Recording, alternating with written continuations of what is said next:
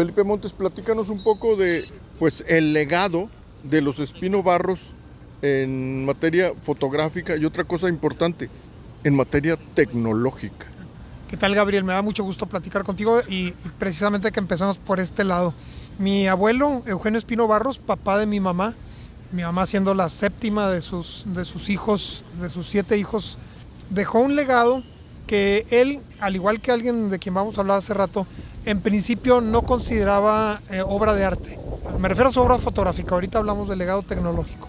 Sus fotografías de fundidora, de donde fue fotógrafo oficial por 40 años, después de los 30 o 40 también de Guillermo Caló, de cervecería, de vidriera, de muchas industrias de Nuevo León. Y las ediciones que hacía y en lo que mi abuela le ayudaba también a colorear para hacer algunas de esas fotos de colores, o las postales que hizo con un método de reproducción que él creó también. Sobre Monterrey, él no, hasta donde sabemos, él murió cuando yo tenía 16 años y siempre lamentaré no haber platicado más, ¿verdad? Pero él aparentemente no las consideraba obras de arte, sino trabajo bien hecho. Era lo que él quería hacer, trabajo bien hecho. Esperaba horas o días o semanas a que el viento estuviera de cierta manera para que la bandera que estaba en la parte alta de cervecería ondeara hacia donde debía, o injertaba ciertas nubes en las posiciones en que él elegía. Entonces era un trabajo de mucha artesanía, de mucho ingenio. Los Espino Barros se han distinguido, especialmente ciertos tíos míos, por su enorme ingenio para resolver problemas, para enfrentarlos y luego resolverlos. Y bueno, todo ese acervo está ahora, casi todo está en la fototeca. Digo casi todo porque sospechamos que faltan algunos negativos que probablemente estén en las cajas de algunos de mis tíos. Otro tío acaba de morir, tío Pillo, que lo lamentamos mucho también, pero él sí fue cuidadoso en entregar todo lo que él tenía. Y en la fototeca se puede gozar pues prácticamente la colección completa de él. Parte sé que está también en la fototeca de fundidora, pero bueno, siendo el mismo campo, pues ahí se puede consultar todo eso. Son miles de fotografías, más miles de negativos, entre otros uno que él nunca convirtió en fotografía, que ahora es una fotografía muy célebre, siempre la dejó en negativo, la que tomó en 1936 en compañía de mi tío Enrique, siendo niño, en Chipinque, guiados por el general Almazán, en donde se ve del lado derecho, bueno, en frente se ve el filo de la M de la Sierra Madre. Del lado derecho, pues la Colonia del Valle, el barrio de Los Nogales, la creciente mancha urbana, y a la izquierda, pues la larga tira de sierras que hay ahí detrás, ¿verdad? El cañón de Ballesteros, otros cañones que están de ahí para atrás, 7 cañones. Y bueno, una vida de mucho trabajo, de mucha aventura por el trabajo, de mucha entrega al trabajo, de no saber cobrar o no querer cobrar, de manera que incluso gerentes de fundidora, de cervecería, le mandaban cheques mayores que lo que él había cotizado, o le mandaban un aguinaldo en Navidad, lo cual salvaba la situación a veces para tener comida en la casa de ellos. Se cambiaron de casa más o menos 15 veces dentro de Monterrey, entre el barrio de Catedral y la Colonia Mirador, siempre porque él buscaba una casa que sirviera también de negocio, no para atender al público tanto como para crear sus aparatos y perfeccionar todo. Finalmente tuvo la fábrica en la calle Allende y en la casa pues hacía también trabajos, ¿no? Por el lado tecnológico, bueno, son las únicas cámaras fotográficas que han sido de diseño y fabricación totalmente mexicana. Tuvo 2 viajes en barco a Estados Unidos, en el primero naufragaron, para llevar muestras de sus creaciones, entre otras cámaras fotográficas, eran cámaras fotográficas de pie, y para vender patentes a la Kodak.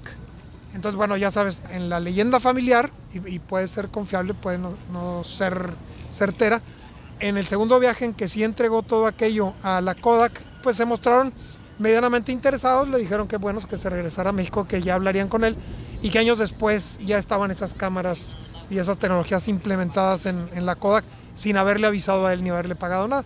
Lo mismo que una compañía japonesa, que es así, bueno, tenemos incluso las etiquetas, falsificaciones de la etiqueta Nova.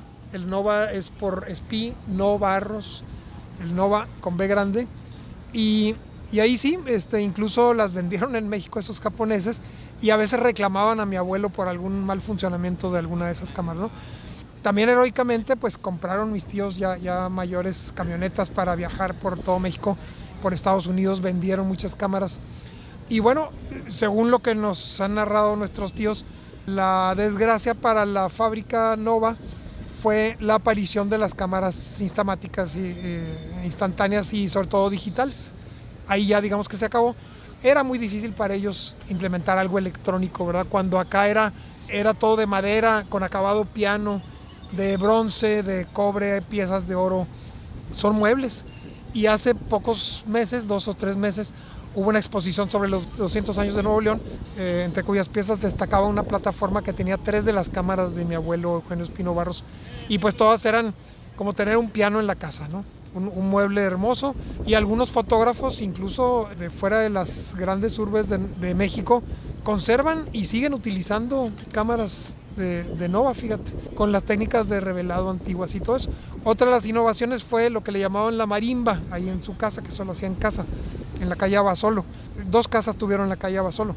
Consistía en una especie de gran entarimado en el cual revelaba de un golpe un montón de reproducciones de postales. Entonces así creaba las postales que luego vendía en el Hotel Monterrey, por ejemplo, ¿no?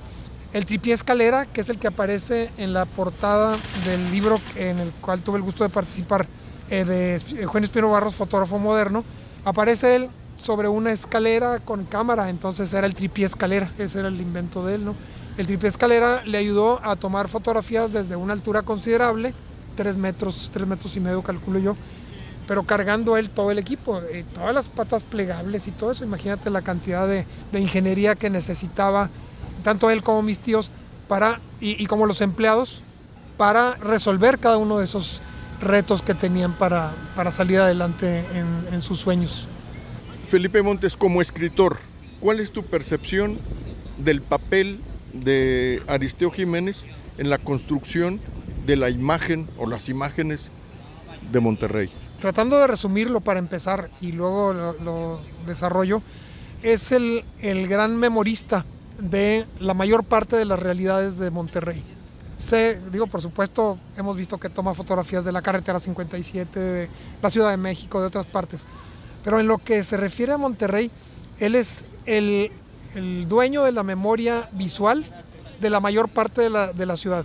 Mucha gente tiene la ilusión óptica de que las clases sociales, para empezar, tiene la ilusión óptica de que las clases sociales existen en términos reales, que no son aproximaciones humanas para analizar. Yo me pongo a eso, pero bueno, después de creer que hay clases sociales, mucha gente cree que la mitad de la gente es rica y la mitad de la gente es pobre, en cuyo caso a Aristeo le toca la parte pobre y ahí está la mitad. Otros, un poco más aventurados, dicen, no, hay ricos, 1/3, clase media 1/3 y gente pobre, otro tercio, otra tontería, ¿no? Bueno, otra simplificación para empezar a hacer caso. No se dan cuenta, quizá, y en términos demográficos podríamos explicarlo, de que hay más de 6 millones de habitantes en Nuevo León y de que solo entre 120,000 y 180,000, me quedé por ahí en el censo, viven en San Pedro, y que en San Pedro no solamente vive gente rica, por ejemplo, ¿no? Pero más que municipalizar la discusión, hay que ver que la gente a la cual se le llama pudiente, pues es un porcentaje muy pequeño, con la cual, por cierto, Aristeo sabe llevarse bien y es visto, creo yo, como un grande, por alguien, por ejemplo, como Memo Sepúlveda, con tanto conocimiento que tuvo sobre la alta sociedad regiomontana, si así se le llamara, pero también es visto con curiosidad, como quien ve a una bestia fotográfica, un animal fotográfico, con mucho cariño se lo digo él lo sabe, la gran bestia fotográfica regiomontana, ¿verdad? Nacido en Ahualulco, un poco más para acá de la capital de San Luis Potosí, es decir, ya en territorios nuestros, predesérticos, montañosos, con más agua allá que más acá, pero aterrizando él con sus padres pues nada menos que en la colonia moderna, y luego yendo a colonizar, lo cual es ya su bautizo real, su bautismo de fuego, colonizar Tierra y Libertad, lo que ahora conocemos como Tierra y Libertad, además con muchas sorpresas que le han venido a él como consecuencia de ello, ¿no? Entonces, ante esa memoria, él creo que define de manera muy, muy sabia su papel. Él dice algo así como, Yo encuentro la belleza en la fealdad. Bueno, sabemos que está utilizando la fealdad para traducirla como la maneja el resto de la gente o la gente de manera habitual. Más bien yo diría, y yo traduciría en un lenguaje aristeoense, que él encuentra la belleza en la belleza. Esa belleza del muro descascarado, de la persona que tiene un overol de trabajo un poco desgarrado, del transexual que sueña. No sé si recuerdas a Tala, por ejemplo, uno de sus personajes más queridos, que además tiene toda una historia y además tiene ese lado de narrador de todo lo que vive. Gente que tiene las pestañas postizas muy largas para poder ver más lejos, gente que se modifica el cuerpo, se modifica la vestimenta para ser quien quiere ser o para sobrevivir en términos económicos también, y que ha envejecido y que ya no se le acercan los clientes como antes, entonces decide ir a su lugar. No es alguien que se solace, esto es muy importante aclararlo, que se solace en la miseria humana, en la sordidez, aunque en la pasada de su luz vemos esa sordidez y todo eso. Es decir, creo que alguien como Jeroca es más cercano a ver el vómito o a ver al perro atropellado. O alguien como Macedonio, el grandioso Macedonio, Mace, creo que está más cercano a encontrar lo que huele más o lo que podría parecer más repugnante a otros. Quizá incluso, o en alguna edad, de manera más deliberada, podría ser, como muchos poetas locales en ciertas edades o ciertas etapas poéticas, ¿no? Aristeo es un verdadero artista, es un verdadero iluminado. Alguien a quien los antecedentes de periodismo le funcionaron como puente a acercarse a una serie de cuestiones. Alguien a quien sus antecedentes en Tierra y Libertad, en la Colonia Moderna y en otras aventuras vitales recibió su primera cámara, recibió los primeros impactos de un cine donde pudo ver las Poquianchis o el Apando, cine que basado en novelas de José Donoso, de Revueltas, están, sí, también cerca de ese olor repugnante de la fruta echada a perder, de la carne echada a perder, pero que no son eso, que no son solo, o más bien, que tienen ese ambiente como marco, como un marco muy bello. Pero la historia de las Poquianchis, la historia del Apando y las historias de los personajes, porque él es sobre todo un retratista, de los personajes de Aristeo, son, creo yo, lo más importante. Entonces tenemos un Aristeo que es más cercano a la tradición de Rembrandt, en el sentido del retrato, la mirada, o de una parte de Goya o de Velázquez, que un paisajista, ¿verdad? Como Turner o algo así. La mayor parte de su obra tiene un rostro, dos rostros, un cuerpo mutilado, una silla de ruedas, un vestido viejo y un personaje poderoso que nos está imprimiendo, que nos está dejando en el alma una impronta que ya no se nos va a borrar. Y por último, un aspecto que de pronto pues hay a quien se le olvida, pero a mí no se me olvida, no se me pasa. Este aspecto que es la faceta de Aristeo Jiménez como narrador. O sea, yo no digo que sea un novelista, ni que sea un cuentista, ni que sea un ensayista. No, no, no, no, no, no. Yo lo que digo es que él escribe, a su modo, bien o mal, él escribe. Entonces, de eso es que le pregunto ahora a el escritor Felipe Montes. Va. Mira, Aristeo, en cuanto a su manejo del lenguaje, se suele decir, gente que lo conoció desde hace décadas, antes de que yo lo conociera, como nuestro buen amigo Gerardo López Moya, a quien le mando un saludo, como, gente que ha convivido con tú mismo, ¿verdad? Veo yo que sí tienen esa conclusión, por el conocimiento que tienen, bien fundamentado, pues, de que ha sido más bien un personaje callado, un personaje, incluso se menciona por ahí que tartamudo. Tartamudo yo creo que quizá más por timidez que por tartamudez. Pero la verdad es que la visión que yo tengo de Aristeo y en las ocasiones en que he tenido el privilegio de platicar con él, yo veo a alguien más bien de mirada perdida y voz encendida. Es decir, está lleno de mensajes que decir, los transmite lentamente y esa lentitud le va permitiendo articular muy bien lo que dice. Por ejemplo, esa historia de Tala, un narrador local, quizá no muy avesado, podría haber empezado por la parte más trágica y haber echado a perder el clímax que tiene en su escrito Aristeo. A quien nos escuche le recomiendo buscar Tala. No lo platico aquí completo, pero sí quiero decir que Aristeo vuelve a sus personajes y a los lugares después de muchos años. Fotografía a alguien, 10 años después o 12 vuelve, 22 años después vuelve y encuentra aquel catre, aquella cama, aquella puerta, aquella entrada. Y claro, quienes nos dedicamos a la literatura comprendemos que si una persona va y hace 3 tomas, ya sea visuales o simplemente dialógicas, de un cierto entorno o de una cierta persona o de una cierta familia, pues va a encontrarse lo que hay entre esas observaciones.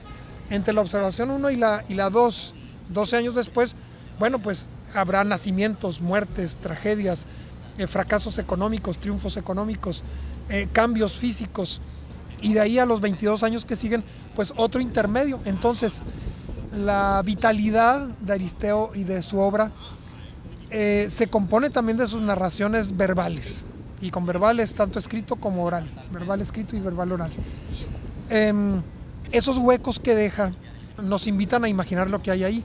Es decir, si un fotógrafo hace obra abstracta, sí podríamos decir estrictamente que su obra se lee de un solo golpe. Siempre hay algo que analizar, siempre hay que estar un buen rato ahí viendo una obra abstracta. Bien, pero cuando se trata de un fotógrafo retratista y sobre todo realista, porque él no es en general el tipo de fotógrafo que hace alteraciones posteriores a negativos o en forma digital, pues hay una historia más amplia. Es decir, está el golpe, pero sería muy difícil ahí decir, bueno, me impresionó su foto por los ojos del personaje, por esto y por esto. Siempre hay una inevitable interpretación del entorno, ¿verdad? Para empezar, ¿qué hay detrás de ese personaje? Detrás físicamente, en el fondo, ¿no? Bueno, una cortina ajada, o un fregadero, unos platos en el escurridero. Entonces él lava sus platos, o ahí está su mamá y los lava, o el papá vive con él, o él cuida al papá. Entonces empiezan las elucubraciones, algunas de las cuales podemos resolver con una observación más detallada de la imagen, y otras de las cuales van a ser mera imaginación. Ahí creo yo que de manera un poco insólita podemos recordar a Carpentier, que Carpentier, a diferencia de Uslar Pietri, sí quería mantener la diferencia entre realismo mágico y real maravilloso. Él decía, lo real maravilloso es algo que sí está en la realidad, pero que encontramos en ello la maravilla, ¿verdad? Bueno, ahí está Aristeo, ahí está el Quijote también, ¿no? Lo realista mágico o mágico realista, ¿qué es? Bueno, es ir implantando ciertas leyendas, magias, ocurrencias del autor en sus tratos reales, es otra cosa, ¿no? Para fines prácticos, dijo Uslar Pietri y Asturias, dijeron, pues es lo mismo. Bueno, se puede mezclar, se puede guardar en el mismo cajón, lo guardamos en el mismo cajón. Pero Aristeo, con ese ojo que tiene, y con esa sensibilidad, y con esas vivencias, y con esa destreza técnica, encuentra esa maravilla en lo que está observando y nos lo transmite. Mira, una de las fotos de él que más me gustan, y que es una excepción dentro de su producción, porque si acaso la del Día del Cerdo, recuerdo, la del Día del Cerdo podría compararse, es una que se llama La Roña, yo creo que la recuerdas.